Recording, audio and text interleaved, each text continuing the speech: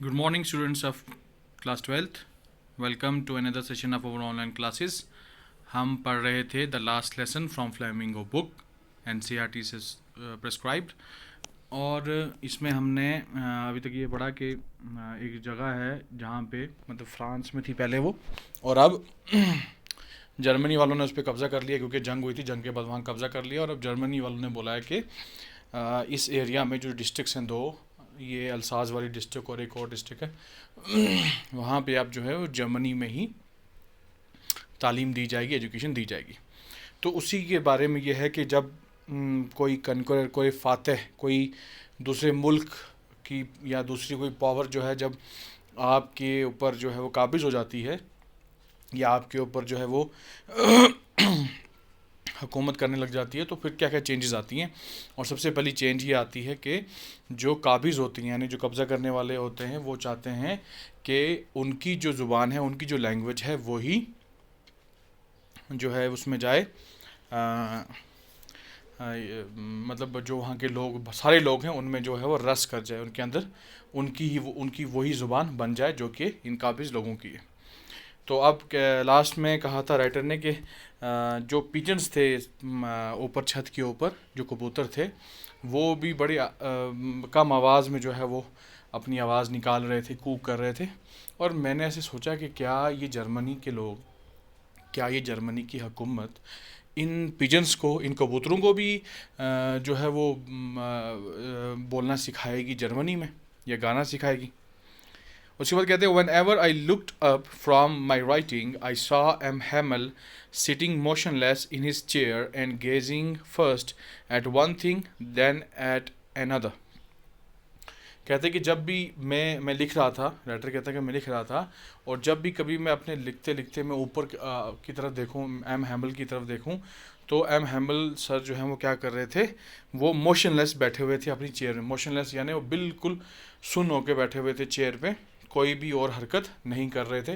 कभी वो एक चीज़ पे गेज कर रहे थे यानी उसको स्टेयर कर रहे थे, घूर रहे थे, और कभी दूसरी पे, as if he wanted to fix in his mind just how everything looked in that little schoolroom। ऐसा लग रहा था जैसे कि वो अपने जहन में ये तस्वीरें जो हैं फ़िक्स कर देना चाहते थे। किस चीज़ की तस्वीरें? ये जो स्कूल की तस्वीरें थी, यानी हर चीज़ जो स्कूल में थी, क्योंकि उनको वो स्कूल बहुत प्यारा था। लगभग 40 साल जो है उन्होंने तालीम में जो है वो खिदमात अंजाम दी थी इस स्कूल में। तो मुझे ऐसा लग रहा था कि वो चाहते थे कि जितनी भी चीज़ें हैं स्कूल की, वो सब अपने जहन में वो फिक्स कर लें, उनकी इमेज, उनकी picture. Fancy for 40 years he had been there in the same place with his garden outside the window and his class in front of him। Fancy है ये बात, यानी कितनी अजीब है ये बात कि इतने सालों से, यानी बिल्कुल 40 सालों से एम हैमल सर जो हैं वो स्कूल में पढ़ा रहे थे, और उसी स्कूल के सामने उनका गार्डन था और वहीं पे साथ में उनकी क्लास थी।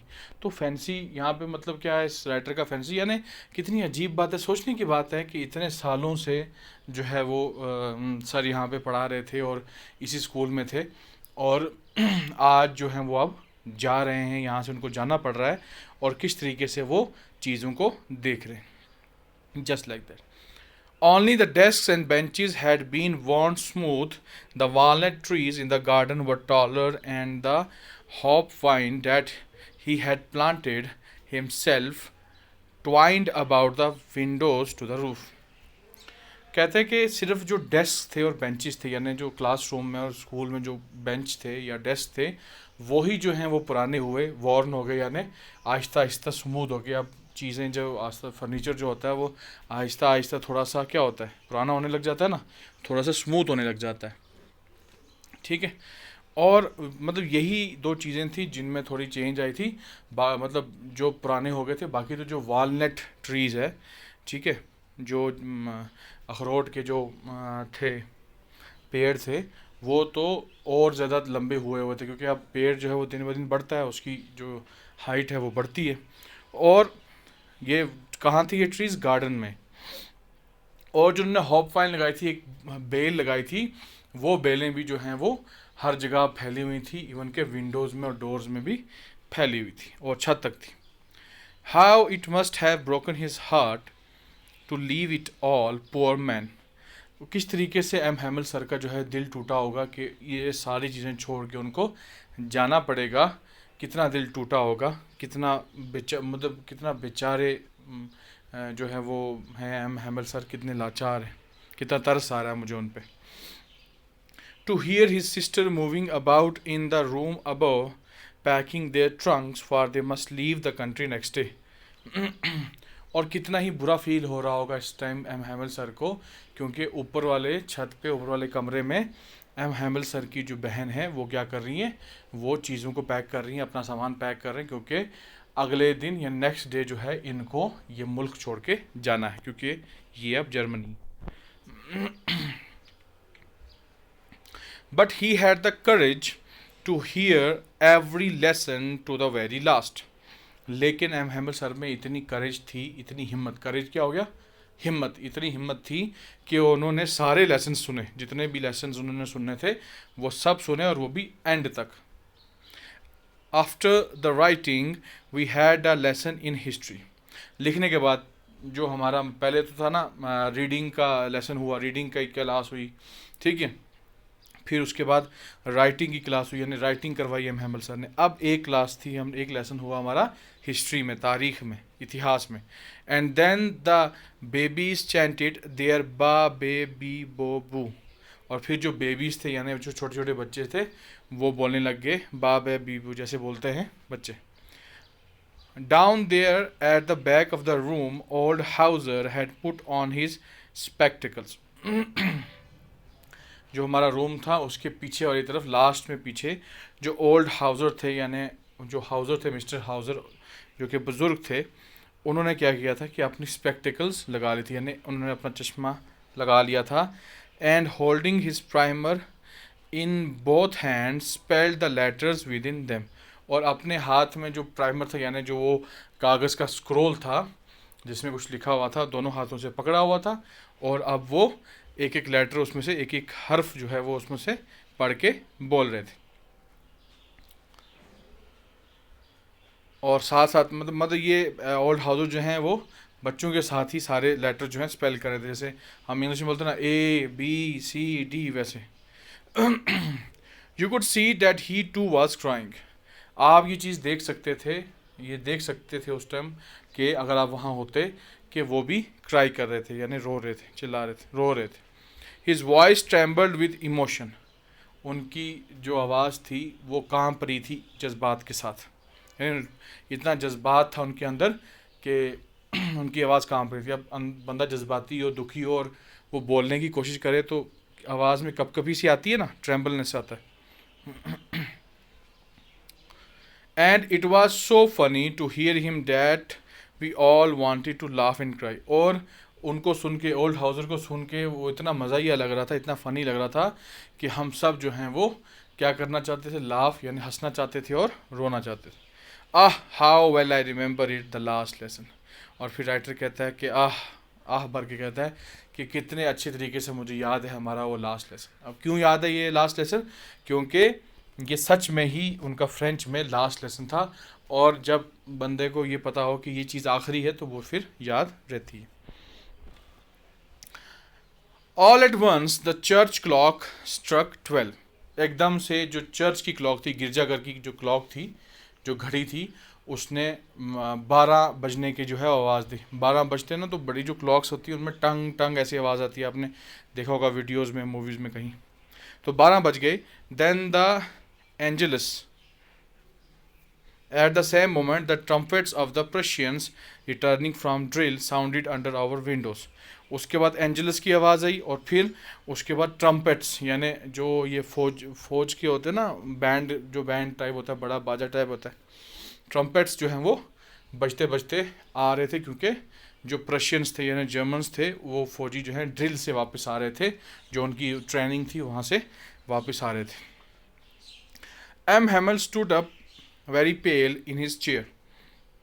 एम हैमिल जो है वो खड़े हो गए अपनी चेयर पे ही, और बहुत ही पेल लग रहे थे, पूरे जर्द लग रहे थे.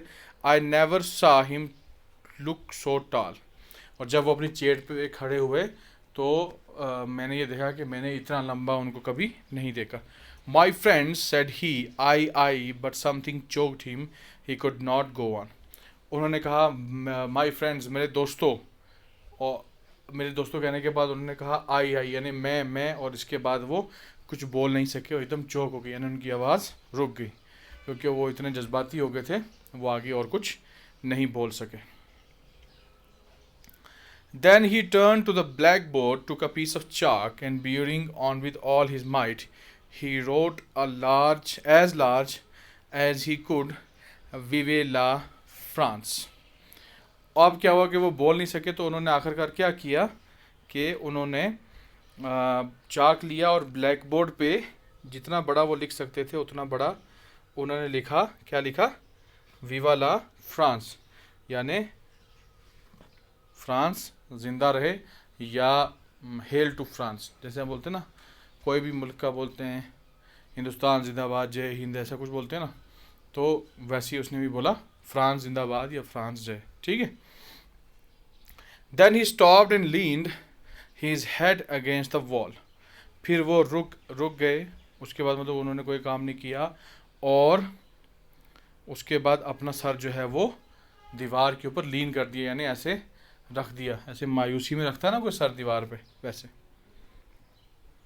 And without a word he made a gesture to us with his hand, school is dismissed, you may गो.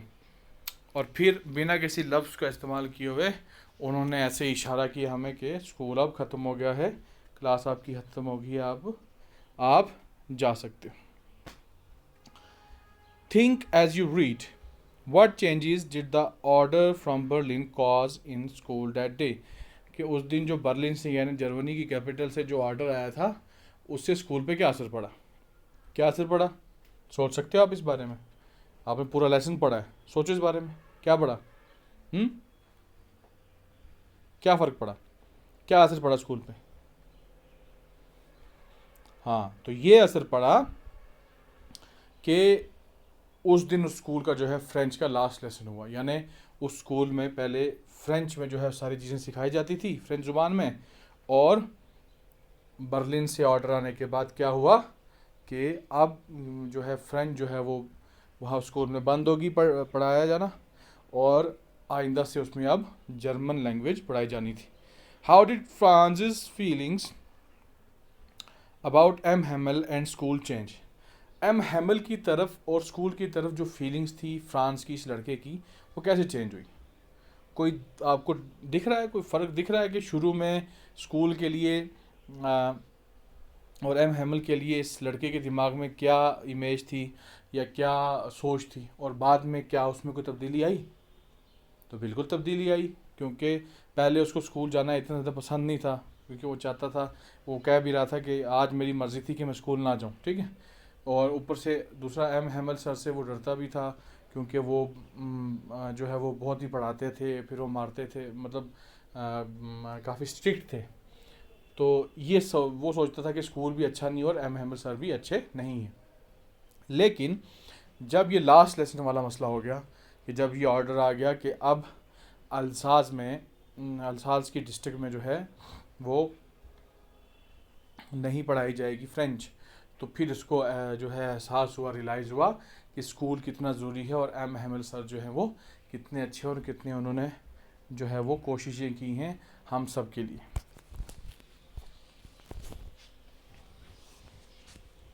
अच्छा, ठीक है.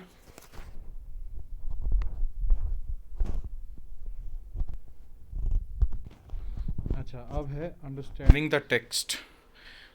क्वेश्चन नंबर 1 है, the people in this story suddenly realize how precious their language is to them. What shows you this? Why does this happen? कहते हैं कि ये story जो हमने पढ़ी, इसमें जो लोग हैं वो अचानक, सडनली हो गया, अचानक से इस बात को रियलाइज़ करते हैं, उनको इस बात का एहसास होता है कि कितनी कीमती है. प्रीशियस का मतलब हो गया कीमती. कीमती है लैंग्वेज, यानी ज़ुबान उनके लिए, उनकी अपनी ज़ुबान. ये चीज़ हमें कैसे पता चलती है, कहाँ से पता चली हमें इस चैप्टर में, और ये क्यों होता है? ठीक है. तो ये चीज़ हमें कैसे पता चली? ये चीज़ हमें ऐसे पता चली कि जो ही ये ऑर्डर आया बर्लिन से कि अब जो है अल्सास के स्कूल्स में जो है तालीम जर्मन ज़ुबान में जो है वो दी जाएगी, तो जितना भी पूरा डिस्ट्रिक्ट था और जितने भी बच्चे थे, लोग थे, वो सब जो है वो हक्के बक्के हो गए, शौक में आ गए। और जब उनको ये दिखा कि उनकी ज़ुबान, फ्रेंच ज़ुबान जो है उनसे छीनी जा रही है, तो तब उनको इस बात का एहसास हुआ कि हमारी ज़ुबान कितनी कीमती और कितनी अच्छी है। और ये क्यों हुआ? ये क्यों होता है? ये इसलिए होता है क्योंकि इंसान का जो है अपनी ज़ुबान के साथ, अपनी तहज़ीब के साथ एक बड़ा रूट जो है वो जुड़ा होता है, मतलब एक बहुत अच्छा ताल्लुक़ होता है, एक गहरा ताल्लुक़, जो कि इंसान को तब पता चलता है, यानी तब उसका एहसास होता है जब कोई उससे, उसकी तहज़ीब से, उसकी ज़ुबान से दूर करने की कोशिश करता है। ठीक है, इसमें आप और कुछ भी ऐड कर सकते हो अपनी तरफ से जो आप ऐड करना चाहते हैं। दूसरा है question number 2, France thinks will they make them sing in German, even the pigeons? What could this mean? There could be more than one answer. कि फ्रांस कहता है ना, कहता नहीं, सोचता है, वो कह रहा है कि मैंने सोचा कि ये जो पिजन्स हैं ऊपर छत पे, क्या जर्मनी की हुकूमत इनको भी जर्मनी में गाने के लिए मजबूर करेगी? इसका क्या मतलब हो सकता है? इसका यही मतलब हो सकता है, इसका ये मतलब है कि वो सोचता है कि इतना बड़ा जो है वो जुल्म हो रहा है हम पे, फ्रांस कहता है, सोच रहा है कि हमसे हमारी ज़ुबान जो है वो छीनी जा रही है, चलो हमसे तो जो छीन लेंगे, ठीक है, चाहे वो ज़ोर ज़बरदस्ती से करें या किसी पॉलिसी के तहत करें, लेकिन क्या ये जो कबूतर हैं इनकी तो कोई ज़ुबान नहीं होती, क्या इनको भी ये जर्मनी सिखाएंगे? यानी इंसानों को तो मजबूर कर लेंगे अपनी ज़ुबान सीखने पे, लेकिन क्या इन जानवरों को, क्या इन परिंदों को जो है, क्या इन कबूतरों को, क्या इन पिजन्स को जो है वो भी मजबूर करेंगे ये कि वो भी जर्मनी में गाएं, जर्मनी में बोलें, जर्मन की लैंग्वेज में? अच्छा, talking about the text, when a people are enslaved, as long as they hold fast to their language, it is as if they had the key to their prison. कहते हैं ये मतलब इसमें मतलब writer ही कहता है अपने टेक्स्ट में कि जब जब किसी कौम को, जब किसी कुछ लोगों को जो है वो, यानी कोई एक पर्टिकुलर टाइप के लोग, यानी कौम हो गया, या किसी नेशन को जो है जब इंस्लेव किया जाता है, यानी गुलाम बनाया जाता है, स्लेव हो गया गुलाम, इंस्लेव्ड का मतलब गुलाम बनाना, उसका प्रोसेस, तो जब तक वो अपने लैंग्वेज के साथ जो है वो मजबूती से चलेंगे, यानी अपनी लैंग्वेज को पकड़ के रखेंगे और उससे ताल्लुक़ नहीं तोड़ेंगे, तब तक उनके पास इस कैद का, इस जेल का जो है वो क्या है, उसकी कुंजी है, उस ताले की, उस जेल की कुंजी है। इसका क्या मतलब हो सकता है? Can you think of examples in the history where a conquered people had their language taken away from them or had a language imposed on them? तो इसका मतलब तो पहले तो हम इसको समझ लेते हैं कि स्टेटमेंट का मतलब क्या। स्टेटमेंट का मतलब ये है कि जब किसी कौम को जो है वो गुलाम बनाया जाता है, तो जो गुलाम बनाने वाले होते हैं, कॉलोनाइज़र, वो कोशिश करते हैं कि हमारी लैंग्वेज और हमारी तहज़ीब जो है इन लोगों में चली जाए, ताकि ये हमेशा हमारे ग़ुलाम जो है बन रही, ताकि वो फिज़िकली तो ग़ुलाम हैं ही, ज़हनी तौर पे भी ग़ुलाम बन जाए। अच्छा, इसकी एग्जांपल, बहुत अच्छी एग्जांपल जो है हमारे यहाँ कॉन्टेक्स्ट में मिलती है, इंडिया पाकिस्तान के कॉन्टेक्स्ट में, कि जिसमें क्या हुआ कि जब इंडिया जो है पूरा यूनाइटेड था और जब अंग्रेज़ों की हुकूमत चल रही थी, तो उन्होंने क्या किया, उन्होंने कोशिश की कि जो है इंडिया से जो है इनकी जो अपनी लैंग्वेज है हमारी, जैसे हिंदी, मराठी, उर्दू, कश्मीरी, मैथिली, ये सारी ज़ुबानें जो इंडिया की अपनी ज़ुबानें थी, इनको जो है वो दूर करने की कोशिश की और इसकी जगह इंग्लिश को मसलत करने की, इंग्लिश को डोमिनेट करने की जो है वो कोशिश की। उसके लिए उन्होंने काफ़ी सारे जो हैं वो कॉलेजेस खोले और काफ़ी सारा पैसा जो है वो, कुछ पैसा भी जो है वो एजुकेशन पे सर्व करने के लिए लगाया। ये उनकी एक पॉलिसी थी कि हम ऐसे इंडियंस बनाएं कि जो शक्ल से और दिखने में तो हिंदुस्तानी लगें, इंडियंस लगें, लेकिन वो ब्लड से और जहन से वो जो हैं वो क्या हो, अंग्रेज़ हो। ठीक है, उसमें एक बड़ा इम्पोर्टेंट कोट है, एक बड़ा मशहूर कोट है कि the British wanted to make such Indians who would be Indian by color and British by blood, यानी जहनी तौर पे वो ब्रिटिश बन जाए, अंग्रेज़ बन जाए। तो यही कोशिश जो है वो ब्रिटिशर्स ने की थी हम पे, इंडिया पे, और यही कोशिश यहाँ पे स्टोरी में जो है वो जर्मनी कर रही है, यानी प्रशिया कर रही है, ये अल्सास के डिस्ट्रिक्ट्स पे वो कोशिश कर रही है कि ये लोग जो है अपनी फ्रेंच ज़ुबान को जो है वो छोड़ दें और जर्मनी को अपना लें, ताकि फ़िज़िकली तो ये हमारे ग़ुलाम हैं ही हैं, ज़हनी तौर पे भी हमारे ग़ुलाम हो जाएं।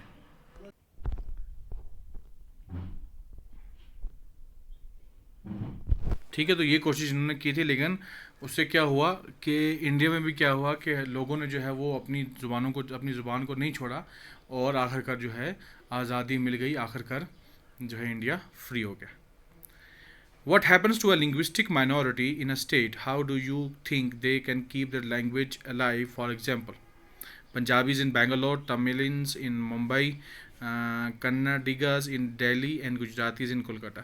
तो इसमें ये होता है कि जो माइनॉरिटीज़ होती हैं स्टेट के अंदर, किसी भी रियासत के अंदर, तो थोड़ा सा वो अलग फील करती हैं, क्योंकि जैसे मान लो ये बेंगलोर में जो है वो बोली जाती है कन्नड़, और वहाँ पे जो पंजाबी रहते हैं तो उनको थोड़ा डिफरेंट फील होता है, थोड़ा एलिनेटेड फील होता है। तो इनके साथ क्या होता है कि कई बार तो ऐसा भी होता है कि लोग जो हैं, जो मेजॉरिटी लैंग्वेज बोलने वाले होते हैं, वो इनको एक्सेप्ट कर लेते हैं और इनके साथ मतलब कोई थर्ड लैंग्वेज जैसे इंग्लिश हो गया या हिंदी हो गया, इसका इस्तेमाल करते हैं।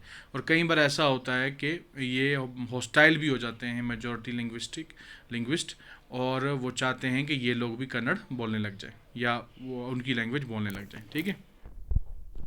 Is it possible to carry pride in one's language too far? Do you know what linguistic chauvinism means? क्या ऐसा हो सकता है कि किसी को अपनी ज़ुबान पे फ़ख्र हो और ये चीज़ बहुत दूर चली जाए, यानी आगे हद से बाहर निकल जाए? तो बिल्कुल ऐसा, अगर कोई इंसान जो है वो ये सोचे कि मेरी लैंग्वेज जो है वो दूसरे की लैंग्वेज से बेहतर है और मैं अपनी लैंग्वेज उस पर मसलत करना चाहूँ, जैसे यहाँ पे जर्मन्स जो हैं उन्होंने क्यों मसलत की? क्योंकि वो उनको लगता था कि फ्रेंच जो है उनकी ज़ुबान जैसी नहीं है, उनकी ज़ुबान जो है वो बेहतर है। तो ये क्या आ गया? Linguistic chauvinism. लिंग्विस्टिक शोविनिज्म क्या होता है कि जब एक ग्रुप जो है अपनी ज़ुबान को, लिंग्विस्टिक जो है वो ज़ुबान से रिलेटेड है, लिंग्विस्ट, ठीक है, जब एक ग्रुप जो है अपनी ज़ुबान को किसी दूसरे पे मुसलत करना चाहे, ठीक है, तो उसको, जैसे कि यहाँ पर ब्रिटिशर्स जो चाहते थे क्या कि लोग जो हैं वो अंग्रेज़ी सीखें आस्ता आस्ता, या यहाँ पे जर्मनी जो है स्टोरी में चाहती है कि ये इन लोगों की लैंग्वेज भी जर्मन हो जाए, तो इसको बोलते हैं linguistic chauvinism. Working with words. English is a language that contains words from many other languages. This inclusiveness is one of the reasons it is now a world language. For example, कहते हैं कि English एक ऐसी language है जिसमें बहुत सारे words जो हैं, बहुत सारे अल्फाज दूसरी ज़ुबानों से लाए गए हैं, ठीक है, दूसरी ज़ुबानों से आ गए हैं इसमें, इसलिए इसको वर्ल्ड लैंग्वेज कहा जाता है, यानी दुनिया की लैंग्वेज।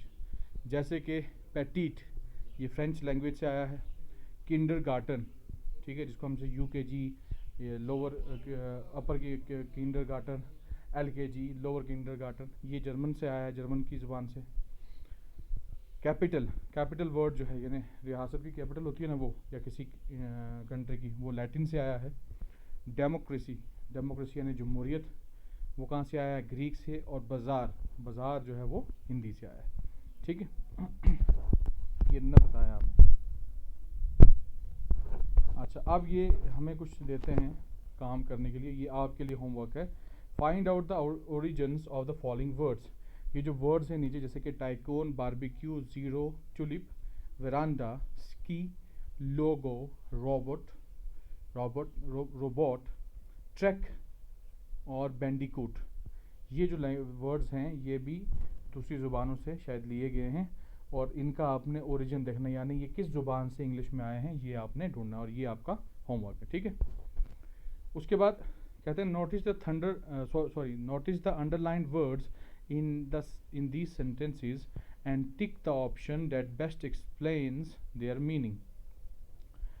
के नीचे कुछ लाइनें दी गई हैं और उसमें एक वर्ड या एक फ्रेज़ को जो है वो अंडरलाइन किया है, और आप देखो कि उसका क्या मतलब है। नीचे जो ऑप्शंस हैं, क्या वो उनमें से कोई मतलब उसका निकल सकता है? पहला है what a thunderclap these words were to me. इसका क्या मतलब हो सकता है? थंडर क्लैप यानी क्या थंडर क्लैप तो वैसे होता है कि थंडर का मतलब हो गया तूफान या जब बिजली कड़कती है ना तब उसको वो कहते हैं, लेकिन यहाँ पे मतलब है क्या, शॉक। ठीक है, तो इसका क्या मतलब हो सकता है, these the words were loud and clear, ये हो सकता है, या स्टार्टलिंग एंड अनएक्सपेक्टेड, या प्लीजेंट एंड वेलकम। या तो ये हो सकता है कि जो वर्ड्स उसने सुने फ्रांस ने वो लाउड एंड क्लियर थे, या वो अनएक्सपेक्टेड थे यानी उनकी उम्मीद नहीं थी, और स्टार्टलिंग यानी शॉक में ले जाने वाले, यानी एकदम हैरान करने वाले थे, या फिर वो प्लीजेंट थे यानी खुशनुमा थे और उनका वेलकम किया जाना था। तो कौन से थे, तो इसमें आएगा हमारा सेकंड, स्टार्टलिंग एंड अनएक्सपेक्टेड। ठीक है, दूसरा है, when a people are enslaved, as long as they hold fast to their language, it is as if they had the key to their prison. It is as if they have the key to the prison as long as they. तो इसका क्या मतलब हो सकता है, hold fast to का, hold fast to का मतलब हो सकता है, या तो हो सकता है do not lose their language, दूसरा are attached to their language, या फिर तीसरा quickly learn the conquerors' language. इन तीनों में से कोई एक हो सकता है, तो कौन सा होगा, second, are attached to their language. C है, don't you go fast, you will get your school in plenty of time. ये जब फ्रांस जो है भाग रहा होता है ना स्कूल के लिए, तो कोई बंदा पीछे से बुला के कहता है कि इतना तेज़ भागने की ज़रूरत नहीं है, आप जल्दी, मतलब आप जो है काफ़ी टाइम से पहले ही पहुंच जाओगे। तो इसका क्या मतलब हो सकता है, you will get to your school, पहला आ गया वेरी लेट, दूसरा आ गया टू अर्ली, तीसरा आ गया अर्ली इनफ। तो इसमें हमें लगता है कि तीसरा होगा अर्ली इनफ, यानी काफ़ी पहले आराम से पहुंच जाओगे। डी है, आई नेवर सा हिम लुक सो टॉल। ये कहते हैं ना फ्रांस के, मैंने कभी एम हैमिल सर को इतना लंबा नहीं देखा। तो इसका क्या मतलब हो सकता है, एम हैमिल, या तो एक हो सकता है हैड ग्रोन फिजिकल टालर, कि एम हैमिल जो है सच में लंबे हो गए थे, या फिर बी सीम्ड वेरी कॉन्फिडेंट, यानी वो काफ़ी कॉन्फिडेंट लग रहे थे, या तीसरा स्टूड ऑन द चेयर, कि वो कुर्सी पे खड़े हो गए तभी लग रहे थे। तो इसका यही आंसर है कि स्टूड ऑन चेयर, क्योंकि वो कुर्सी पे खड़े हो गए थे इसलिए वो उसको लंबे लग रहे थे। फिर है नोटिसिंग फ्रॉम, नोटिस करते हैं कहाँ से, इस स्टोरी से, चैप्टर से। M Hamel had said that he would question us on participles in the sentence above. The verb from form had said in the first part is used to indicate an earlier past. अब ये कहता ना कि शुरू में ही कहता है लड़का कि M Hamel had said that he would question us on participles, कि एम हैमल सर ने कहा था पिछले दिन या पिछले वीक कहा था कि वो हमें क्वेश्चन करेंगे, सवाल पूछेंगे पार्टिसिपल्स पे। तो अब ये कह रहे हैं कि ये जो हैड सेड है ये शो करता है अर्लियर पास्ट, पहला मतलब ऐसा माजी जो पहले हो चुका। The whole story is narrated in the past, ये पूरी स्टोरी है जो ये पास्ट में, माजी के जो टेंस है उसमें जो है वो नरेट की गई है, बयान की गई है। M Hamel's saying happened earlier than the events in the story. M Hamel sir ने जो कहा था ये उन इवेंट से, उन वाक़यात से पहले बोला है जो वाक़यात इस स्टोरी में लिखे गए। This form of the verb is called the past perfect, इसको कहते हैं पास्ट परफेक्ट, और ये हमने टेंसेस हमने ग्रामर में किए भी हैं इस बार। ठीक है, अब कहते हैं कि pick out 5 sentences from the story with this form of the verb and say why this form has been used. अब क्या करो, आपको काम है, ये होमवर्क है आपके लिए, स्टूडेंट्स के लिए, कि आपने क्या करना है कि ये जो स्टोरी हमने पढ़ी है इसमें से 5 ऐसे सेंटेंसेस जो है वो ढूंढ के निकालने हैं जहाँ पे ये पास्ट परफेक्ट इस्तेमाल हुआ है और क्यों हुआ है ये भी बताना है। ठीक है, उसके बाद आ गया राइटिंग। राइटिंग यानी करने के लिए, राइटिंग करने के लिए जो है वो क्या करनी है, पहला होमवर्क है जो आपके लिए वो है, write a notice for your school bulletin board. Your notice could be an announcement of a forthcoming event or a requirement to be fulfilled or a rule to be followed. कि आप एक notice लिखो और वो notice जो कि आपके school के बुलेटिन यानी नोटिस बोर्ड पे लगेगा, वो हो सकता है कि नोटिस किसी आने वाले इवेंट के बारे में, ये कोई फंक्शन है, कोई फेयरवेल पार्टी है, कोई टूर्नामेंट है, ऐसा भी हो सकता है, इस बारे में नोटिस भी हो सकता है।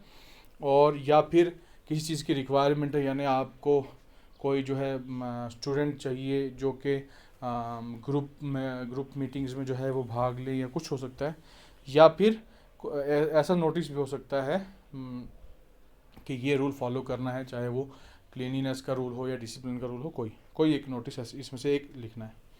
फिर दूसरा कहते हैं कि आपको लिखना है write a paragraph of about 100 words arguing for और against having to study 3 languages at school. कि आपको एक पैराग्राफ लिखना है 100 वर्ड्स का, और उसमें आप या तो हक में भी लिख सकते हो या खिलाफ भी लिख सकते हो इस चीज़ के कि आपको स्कूल में 3 लैंग्वेजेस पढ़नी पड़ती हैं। यानी एक तो आपकी अपनी लोकल लैंग्वेज होगी, या आपकी अपनी रीजनल लैंग्वेज होगी, और एक नेशनल लैंग्वेज होगी, ठीक है, और तीसरा आ गया इंग्लिश, ठीक है। इसके खिलाफ या इसके हक में जो है वो एक पैराग्राफ लिखना है। तीसरा, have you ever change your opinion about someone or something that you had earlier liked or disliked, narrate what led you to change your mind. क्या आपके साथ ऐसा कभी हुआ है कि पहले आप किसी चीज़ को नापसंद करते थे और बाद में फिर क्या हुआ कि किसी वजह से आप उस चीज़ को पसंद करने लग गए? क्या कभी आपके साथ ऐसा हुआ है? अगर ऐसा हुआ है तो इस चीज़ को नरेट करो, यानी इस चीज़ को बयान करो, ठीक है।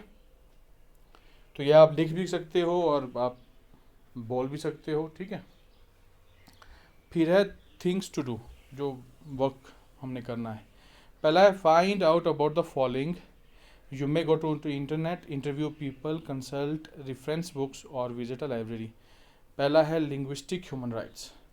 आपको पता करना है कि लिंग्विस्टिक ह्यूमन राइट्स क्या होता है। इसके लिए आप इंटरनेट का इस्तेमाल कर सकते हो या किसी से पूछ भी सकते हो। तो ये भी आपका होमवर्क है, आप आराम से गूगल में सर्च कर सकते हो कि what are linguistic human rights. और उसके बाद बी है constitutional guarantees for linguistic minorities in India. के कॉन्स्टिट्यूशनल मतलब कॉन्स्टिट्यूशन, जो इंडिया का कॉन्स्टिट्यूशन है या किसी भी मुल्क का कॉन्स्टिट्यूशन है, वो क्या करता है, सॉरी यहाँ पे इंडिया की बात चल रही है, तो इंडिया का कॉन्स्टिट्यूशन होगा कि इंडियन कॉन्स्टिट्यूशन जो है उसमें कौन कौन से राइट्स हैं लिंग्विस्टिक माइनॉरिटीज़ के लिए, ठीक है, वो देखना है आपने। और फिर तीसरा जो है गिवन बिलो, सॉरी सेकंड है given below is a survey from is a survey form. एक फॉर्म है जिसमें सर्वे है।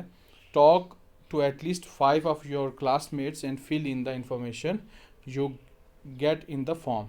आपको ये फॉर्म जो है अपने नोटबुक पे लिख लो आप, पेन से या पेंसिल से, ठीक है। उसमें आपने पहला लिखना है कि मतलब 5 बंदों का इंटरव्यू करना है, ठीक है। उनसे आप पहला सवाल पूछो कि आप कौन कौन सी लैंग्वेजेस जानते हो, कितनी लैंग्वेजेस जानते हो, ठीक है, 2, 3, 4। फिर लिखो, उनसे पूछो कि होम लैंग्वेज कौन सी, यानी घर की ज़ुबान कौन सी है। फिर नेबरहुड लैंग्वेज, यानी अगर आप किसी पड़ोसी से बात करते हो, पड़ोस में जो लैंग्वेज है वो कौन सी है। फिर सिटी टाउन लैंग्वेज, यानी आपके कस्बे में या आपके शहर में कौन सी लैंग्वेज बोली जाती है, ठीक है। और स्कूल लैंग्वेज, और स्कूल की लैंग्वेज कौन सी है। ये लैंग्वेजेस में आप नाम भी लिख सकते हो। जैसे अगर आप अपने किसी साथी से पूछोगे या आप अपना ही देखोगे तो आप लिख सकते हो कि हमें उर्दू आती है, गोजरी आती है, पहाड़ी आती है, ठीक है। उसके बाद इंग्लिश आती है, ठीक है। कुछ लोग हिंदी जानते होंगे तो हिंदी आती है, कुछ लोग कश्मीरी जानते होंगे तो कश्मीरी भी आती है, कुछ लोग पंजाबी जानते होंगे, तो ये सारी चीज़ें हम लिख सकते हैं, ठीक है। तो ये आपको बनाना है और 5 लोगों का, अपने 5 साथियों का इंटरव्यू लेके इसको भी भरना है। अच्छा, अब थीम क्या है इस यूनिट की, यानी इस चैप्टर की जो हमने पढ़ी वो ये है, the pain that is inflicted on the people of a territory by its conquerors by taking away the right to study और स्पीक देयर ओन लैंग्वेज। कि वो पेन, वो दुख और दर्द जो लोगों को सहना पड़ता है जब कोई कॉन्करर यानी कोई फातह या कोई कब्ज़ा करने वाला जो है इस वहाँ के लोगों को अपनी ज़ुबान पढ़ने और बोलने के लिए बोलना जो है वो रोक देता है, कि आप अपनी ज़ुबान जो है वो ना ही बोल सकते हो, ना ही उसमें पढ़ सकते हो और ना ही लिख सकते हो, ठीक है। तो ये जब ये किसी के साथ होता है और उसके ऊपर जो बीतती है वो है इस स्टोरी की थीम, ठीक है। तो आज के लिए इतना ही। अल्लाह हाफिज़।